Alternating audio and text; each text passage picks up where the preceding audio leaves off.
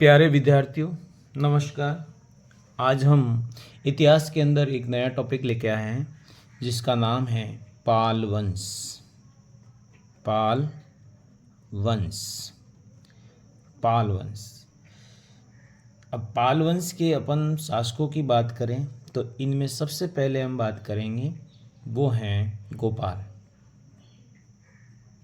गोपाल गोपाल आया था। जो गोपाल ने ही पाल वंश की क्या की थी, स्थापना की थी। तो ये संस्थापक माना जाता है। गोपाल संस्थापक माने जाते हैं पाल वंश के। गोपाल का कार्यकाल माना जाता है 750 से 770 के मध्य ईस्वी। ये गोपाल का समय माना जाता है।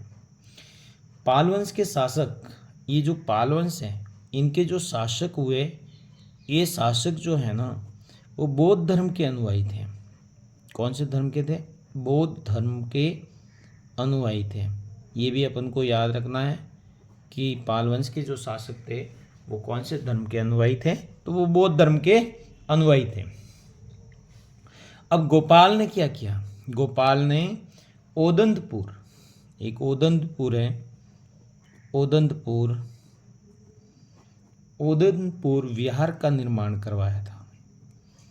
ओदंतपुर विहार का निर्माण जो है वो गोपाल ने ही करवाया था। गोपाल के बाद अगर हम बात करें तो इनका जो शासक आया था वो था धर्मपाल। धर्मपाल का शासनकाल 770 से लेकर के 810 ईस्वी तक का माना जाता है। 770 से 810 ईस्वी तक का काल माना जाता है। इन्होंने, इनके बारे में जो कहा गया कि ये उत्तरापद का स्वामी था। किसका स्वामी था? उत्तरापद का स्वामी। तो इसको उत्तरापद का स्वामी इसको किसने कहा था वो आपको याद रखना है। वो कहा था आपको एक गुजराती कवि ने। गुजराती कवि ने कहा था। एक गुजराती कवि था जिसने उत्तरापद का इसको स्वामी माना था। और धर्मपाल को, ये जो धर्मपाल है इसको एक तो वत्सराज था गुज्जर प्रत्यार शासक, और एक था आपका राष्ट्रकूट शासक था जिसका नाम था दुर्व प्रथम। इन दोनों ने मिलकर के वत्सराज को क्या किया था? पराजित किया था। वत्सराज और राष्ट्रकूट शासक ध्रुव प्रथम, इन दोनों ने मिलकर किसको पराजित किया था? धर्मपाल को पराजित किया था। इस धर्मपाल को क्या कर दिया था? पराजित कर दिया था। तो ये बात आपको ध्यान रखनी है। वत्सराज कौन था? गुर्जर प्रत्यार शासक था। और राष्ट्रकूट शासक ध्रुव प्रथम ने धर्मपाल को क्या किया था? पराजित किया था। एक इनके अंदर त्रिपक्षीय संघर्ष होता है, आपको ये याद रखना है, त्रिपक्षीय संघर्ष। इसके बारे में मैं विस्तार से एक वीडियो बनाऊंगा, वो आपको देखना है। त्रिपक्षीय संघर्ष में देखिए, एक तो थे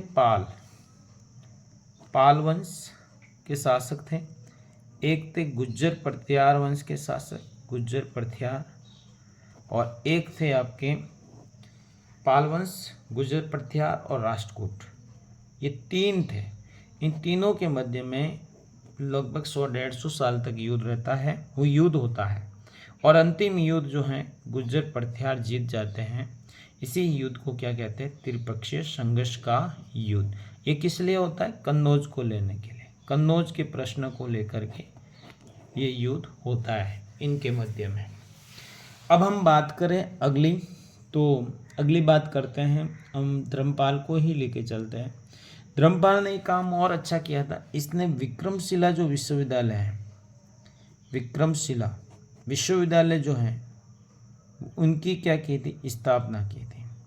विक्रमशिला विश्वविद्यालय की स्थापना की थी। तो विक्रमशिला विश्वविद्यालय के संस्थापक कौन हुआ?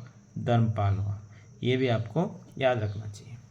इसके अलावा धर्मपाल की सभा के अंदर, धर्मपाल की जो सभा हुआ करती थी, धर्मपाल की जो सभा है उस सभा के अंदर हरिभद्र रहते थे।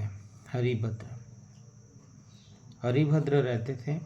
उस हरिभद्र ने क्या किया, एक ग्रंथ लिखा था। हरिभद्र ने एक ग्रंथ लिखा था, याद रखना। उस ग्रंथ का नाम ही मैं यहाँ लिख लेता हूँ, आपको याद रहेगा। तो वो ग्रंथ था आपका अष्टसहस्त्रिका, अष्टसहस्त्रिका प्रज्ञा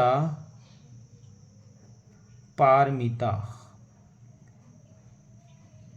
प्रज्ञा पारमिता। ये एक ग्रंथ है। ये ग्रंथ किसने लिखा था? तो ये ग्रंथ लिखा था हरिभद्र ने, जो धर्मपाल के दरबार में रहा करता था। ये एक प्रकार का बौद्ध ग्रंथ है। कैसा ग्रंथ है ये? बौद्ध ग्रंथ है। ये भी आपको याद रखना है, ये बौद्ध ग्रंथ माना जाता है। धर्मपाल ने कन्नौज पे क्या किया था? अधिकार किया था। धर्मपाल ने कन्नौज पर अधिकार किया था और यहाँ अधिकार करके एक दरबार बुलाया था, एक दरबार भी लगाया था इसने। इस दरबार का आयोजन किया था और उस दरबार के अंदर प्रत्यार नरेश, उस दरबार के अंदर एक प्रत्यार नरेश हुआ करता था। प्रत्यार नरेश, उसका नाम था वत्सराज। प्रत्यार नरेश वत्सराज ने भाग लिया था। प्रत्यार नरेश वत्सराज ने क्या लिया था? भाग लिया था उस दरबार के अंदर। और ये दरबार कहाँ बुलाया गया था?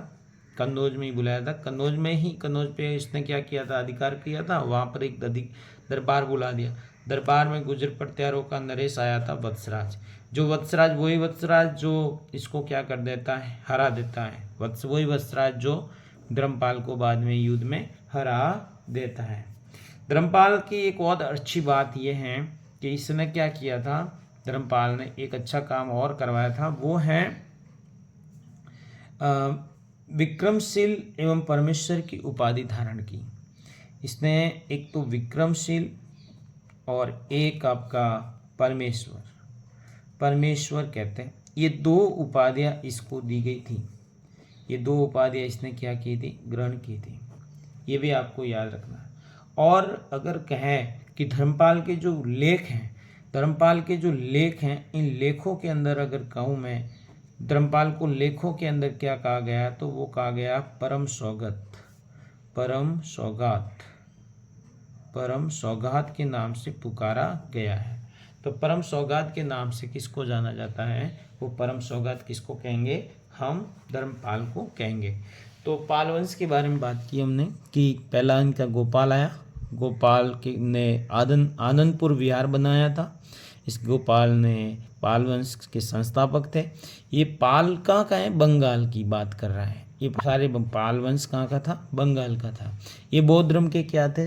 ये बौद्ध धर्म के अनुयायी माने जाते थे। बौद्ध धर्म के क्या माने जाते थे? अनुयायी माने जाते थे। इसके बाद में धर्मपाल 770 से 810 में आए थे और इनमें एक त्रिपक्षीय संघर्ष मैंने बताया। इनके दरबार में एक हरिभद्र रहा करते थे और धर्मपाल ने विक्रमशील परमेश्वर की उपाधि भी क्या की थी? ग्रहण की थी। इसके अलावा अष्टसहस्त्रिका प्रज्ञा पारमिता, जो हरिभद्र उनके दरबार में रहते थे, उन्होंने ये ग्रंथ लिखा था जो बौद्ध ग्रंथ माना जाता था। कन्नौज में इन्होंने एक दरबार बुलाया था, जो प्रत्यार नरेश वत्सराज भी उसमें भाग लेने के लिए आए थे। तो इसके बाद में आता है शासक जिसका नाम था देवपाल।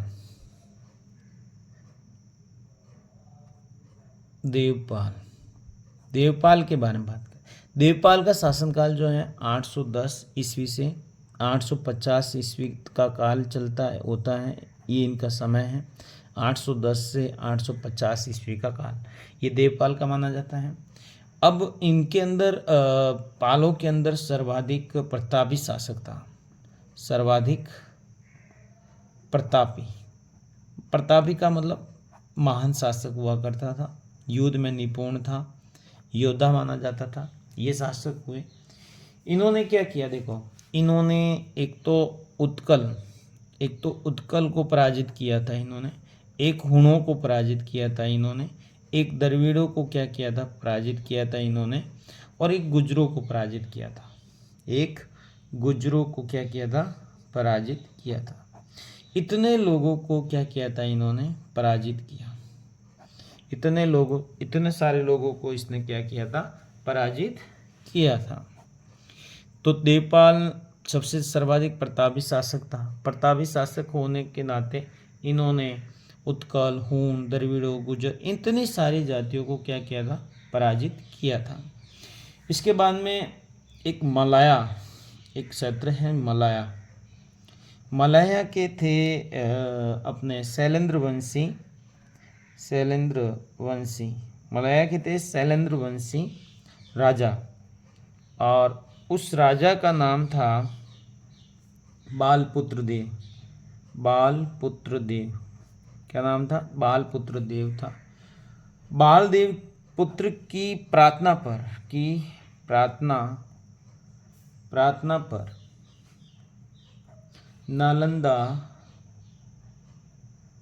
नालंदा की जो बौद्ध विहार है, याद रखना, नालंदा की बौद्ध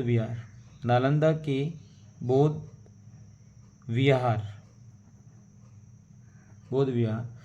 को इन्होंने क्या किया, 5 गांव जो हैं वो दिए।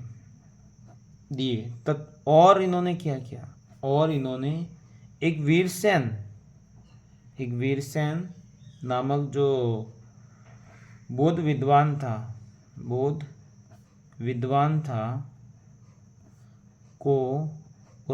को क्या किया, नालंदा विहार में क्या कर दिया, नालंदा विहार में अध्यक्ष नियुक्त कर दिया था। क्या कर दिया था, अध्यक्ष नियुक्त कर दिया था।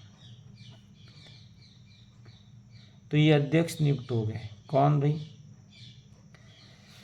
तो यहाँ पर देखिए मलाया का एक शैलेंद्र वंशी राजा था जिसका नाम था बालपुत्र देव। इनकी प्रार्थना पर नालंदा के बौद्ध के जो विहार को 5 गांव दान में दिए थे, और वीरसन नामक बौद्ध विद्वान को नालंदा विहार में क्या बना दिया, अध्यक्ष बनाया था। ये काम किसने किया था, ये काम देवपाल ने किया था। तो इसलिए देवपाल को भी बहुत ही महत्व दिया जाता है।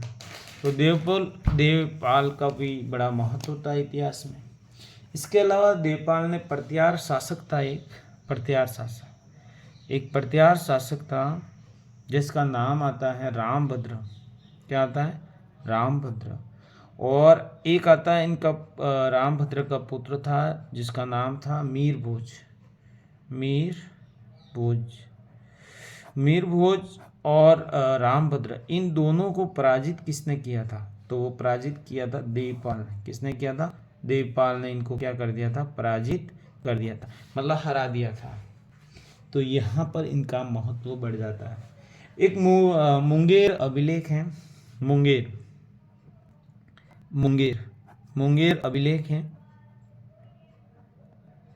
अभिलेख है। इस मुंगेर अभिलेख के अंदर देवपाल का वर्णन मिलता है। तो मुंगेर अभिलेख में ध्यान रखना, मुंगेर जो अभिलेख है इसके अंदर देवपाल का क्या मिलता है, वर्णन मिलता है। इसके अलावा दर्भपाणी, एक था दर्भपाणी, याद रखना, दर्भपाणी, और एक का नाम था केदार मिश्र। तो दर्भपाणी और केदार मिश्र जो हैं वो देवपाल के सुयोग्य मंत्री थे। ये दोनों जो है ना देवपाल के सुयोग्य मंत्री थे, यानी अच्छे मंत्री माने गए थे। देवपाल के दोनों अच्छे मंत्री थे, दर्भपाणी और केदार मिश्र। ये दोनों देवपाल के क्या थे, सुयोग्य एक मंत्री हुआ करते थे। इसके अलावा हम अगर पाल वंश के शासकों की बात करें तो वो हैं आपका आता है महिपाल प्रथम जो हैं वो देवपाल के बाद शासक बनते हैं, जो 980 से लेकर के 1030 तक। अब यहाँ हमने बताया 850, यानी यहाँ बहुत शासक आए, इतना उनका महत्व नहीं है। सीधा अपन पढ़ेंगे महिपाल प्रथम को। ये शक्तिशाली शासक हुआ था देव के बाद। इनके बीच में बहुत सारे आए लेकिन इतने शक्तिशाली शासक नहीं थे। ये महिपाल इसके बाद क्या था, शक्तिशाली शासक हुआ। इसको हम कह सकते हैं कि पाल वंश का दूसरा संस्थापक, यानी क्या कह सकते हैं, पाल, इसको कह सकते हैं पाल वंश का दूसरा संस्थापक। पाल वंश का दूसरा संस्थापक कहते हैं। तो पहला संस्थापक तो मैंने बताया गोपाल था, दूसरा किसको कहेंगे, महिपाल प्रथम को कहेंगे। इसके बाद में हम बात करें तो इन्होंने कहता है एक राजेंद्र शासक हुआ था, राजेंद्र चोल। तो राजेंद्र चोल ने क्या किया, महिपाल पर आक्रमण किया था, महिपाल पर आक्रमण कर दिया था। क्या कर दिया था, आक्रमण, ये याद रखना, महिपाल पर क्या कर दिया था, आक्रमण कर दिया। और आक्रमण कर महिपाल को क्या कर दिया था, इसने पराजित कर दिया था। महिपाल को क्या कर दिया था, पराजित किया था। किसने, राजेंद्र चोल ने। महिपाल ने एक बात अच्छी है महिपाल की, वो ये है कि एक दीपकर श्रीज्ञान जिसे अतिशा नाम से जानते थे, इसको किस नाम से जानते थे, ध्यान रखो, अतिशा नाम से जानते थे। ये एक बौद्ध भिक्षु के नेतृत्व में, ये अतिशा जो है ना, एक बौद्ध, एक कह सकते हैं बौद्ध भिक्षु के नेतृत्व में एक बौद्ध प्रचार मंडल तिब्बत भेजा, यानी बौद्ध मंडल